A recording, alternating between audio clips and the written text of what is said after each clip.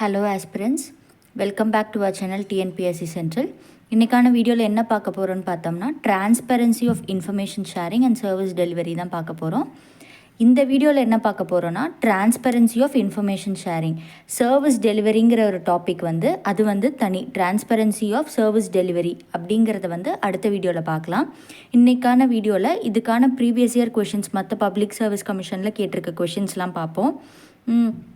First question பார்த்தீங்கன்னா, explain the essentials of information sharing and citizen charter பற்றி கேட்டிருக்காங்க. Essentials of information sharing அப்படின்னா information ஷேரிங்க்கு தேவையான விஷயங்கள் என்ன, காம்பனன்ட்ஸ் என்னென்ன அப்படின்னு கேட்டிருக்காங்க. அதே மாதிரி நேற்று சிட்டிசன் சார்ட்டர் பற்றி ஒரு வீடியோ நம்ம அப்லோட் பண்ணியிருந்தோம். அந்த வீடியோவில் என்னென்ன சிட்டிசன் சார்ட்டருக்கு படிக்கணும்னு சொல்லியிருப்போம். இந்த பார்ட்டையும் ஆட் பண்ணிக்கோங்க. எசென்ஷியல்ஸ் ஆஃப் சிட்டிசன் சார்ட்டர்னால் என்னென்னா, அதாவது காம்பனன்ட்ஸ் நம்ம ஆல்ரெடி எக்ஸாம்பிள் கொடுத்துருப்போம். அதாவது காம்பனன்ட்ஸ் ஆஃப் எசென்ஷியல்ஸ், காம்பனன்ட்ஸ் ரெண்டுமே ஒரே மீனிங் தான். அப்படின்னா என்னென்னா, சிட்டிசன் சார்ட்டருக்கு தேவையான விஷயங்கள் என்னென்னு பார்த்தோம்னா, அதாவது என்னென்ன சர்வீசஸ் ப்ரொவைட் பண்ணுறாங்க, விஷன் என்ன, மிஷன் என்ன, அதுக்கப்புறம் இது ஃபீட்பேக் எப்படி கொடுக்கறது, இந்த மாதிரி விஷயங்கள்லாம் இருக்கும் அப்படிங்கிறதான் சிட்டிசன் சார்ட்டரோட காம்பனன்ட்ஸு. எசென்ஷியல்ஸும் அதுதான். நெக்ஸ்ட்டு பார்த்தோம்னா செகண்ட் கொஷின் பாருங்கள், இன்ஃபர்மேஷன் ஷேரிங்கோட இம்பார்ட்டன்ஸ் தான் கேட்டிருக்காங்க. தேர்ட் கொஷின் பார்த்தோம்னா ஆர்டிஐ ஆக்டை பற்றி கேட்டிருக்காங்க. அதோட ஸ்கோப் அண்ட் எக்ஸ்க்ளூஷன்ஸ் கேட்டிருக்காங்க. ஸ்கோப்னால் ஒன்றும் இல்லை, அந்த ஆர்டிஐ ஆக்டை பற்றி ஒரு கிளிம்ஸ், ஹோல் ஐடியா, அந்த ஆக்ட் என்னங்கிறது ஒரு கிறிஸ்பாக எல்லா ஆங்கிள்லேயும் சொல்கிறது தான் ஸ்கோப்புன்னு சொல்லுவோம்.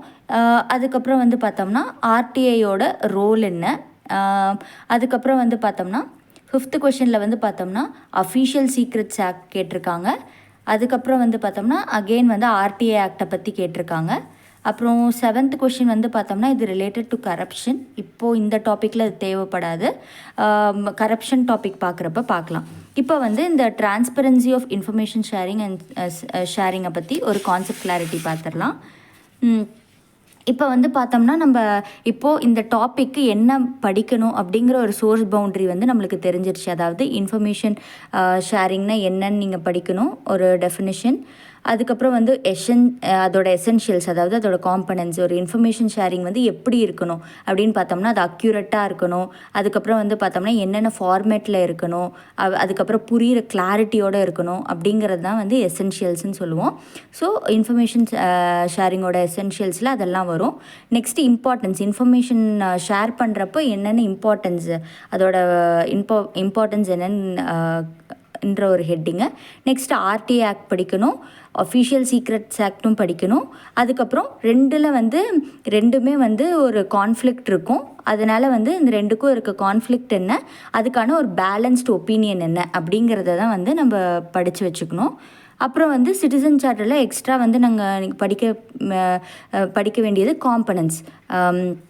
ஓகே, இன்ஃபர்மேஷன் ஷேரிங்னா என்னென்னா, அதாவது ஒரு ஆர்கனைசேஷன் தனக்கிட்ட இருக்க டேட்டா, நாலேஜு இதெல்லாம் பப்ளிக் கிட்ட கொடுக்கறது இன்ஃபர்மேஷன் ஷேரிங்னு சொல்லுவோம்.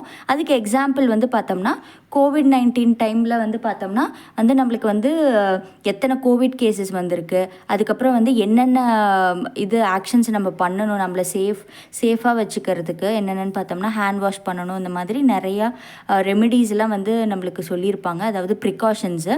ஸோ இந்த மாதிரி சொல்கிறது தான் இன்ஃபர்மேஷன் ஷேரிங்னு சொல்லுவோம். அதுக்கப்புறம் பார்த்தோம்னா டிரான்ஸ்பரன்சியை பற்றி ஒரு டெஃபினிஷன் சொல்லிக்கணும்.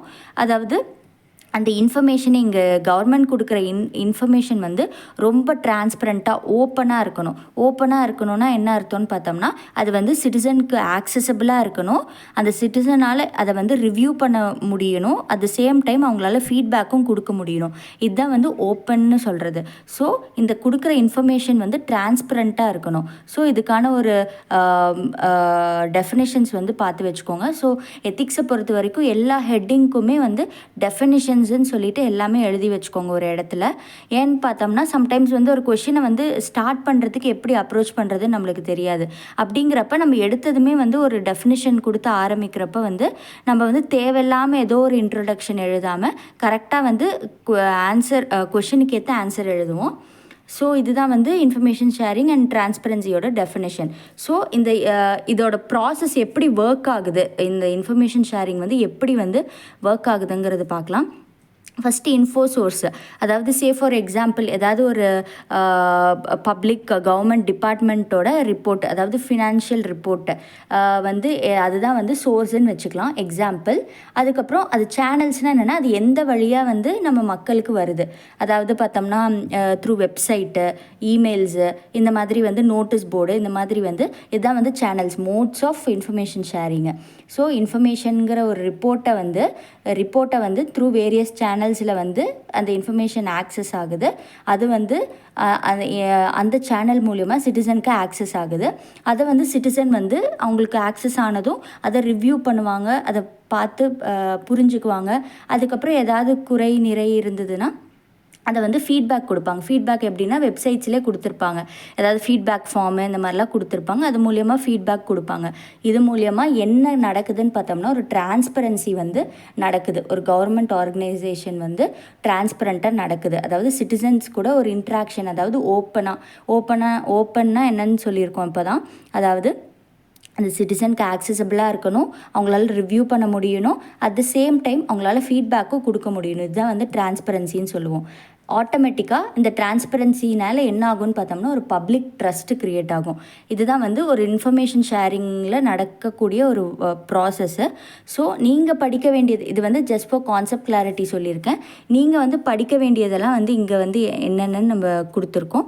ஸோ இதுக்கான நோட்ஸ் வந்து நீங்கள் ப்ரிப்பேர் பண்ணி வச்சுக்கோங்க. நம்ம சொல்கிறத மட்டும் படிங்க, ஏன்னா வந்து நிறையா வந்து இருக்கும். ஃபஸ்ட் லெவல் ஆஃப் ப்ரிப்பரேஷனில் வந்து இதை மட்டும் ஃபோக்கஸ் பண்ணி நோட்ஸ் எடுங்க. ஏதாவது எக்ஸ்ட்ரா வந்து ஏதாவது வேறு ஏதாவது டாபிக் இந்த டாப்பிக்லேயே ஏதாவது படிக்க வேண்டியது இருந்ததுன்னா நான் கண்டிப்பாக அப்டேட் பண்ணுவேன்.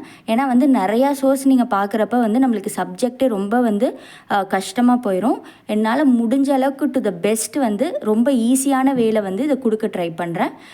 நம்ம சேனல் எத்திக்ஸை வந்து ரொம்ப ஈஸியான வேலை கொடுக்க ட்ரை பண்ணுறேன். நம்ம சேனல் பிடிச்சிருந்தால் லைக் பண்ணுங்கள், ஷேர் பண்ணுங்கள், சப்ஸ்கிரைப் பண்ணுங்கள். முக்கியமாக எத்திக்ஸில் வந்து உங்களுக்கு வேறு என்ன வந்து உங்களுக்கு தேவைப்படுது அப்படிங்கிறதையும் வந்து கமெண்ட் செக்ஷனில் கமெண்ட் பண்ணுங்கள். அதனால் வந்து ஃப்யூச்சர் வீடியோஸில் அந்த மாதிரி டேக்கிள் பண்ணுறதுக்கு நான் ட்ரை பண்ணுறேன். தேங்க்யூ.